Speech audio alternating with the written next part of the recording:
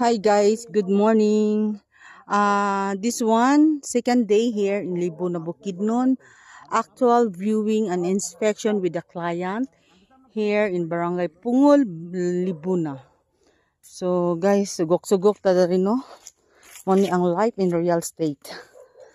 So this property 1.1 hectares at the same time napa sa Picas 6,975, almost 1.8 hectares tanan ang total all sa area. So ang naka-nice guys kay na siya sapa di sa ubos oh.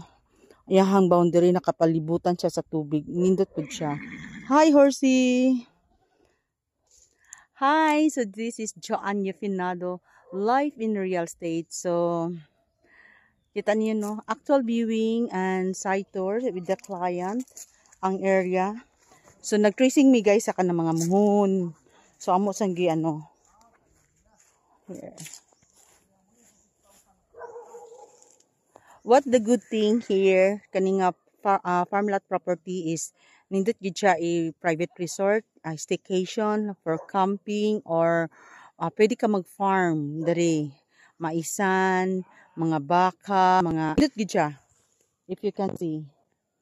At the same time, nindot ni siya guys, buti na tanto kay cabin or resort, bahay, kanang bahay kubo, overlooking na nimo ang mountain view, the sunset, and the sunrise. Nice good kay diri. So, guys, later, see you. I will tour you around here in Farmlot, Libuna, Bukidnon. Bye! See ya!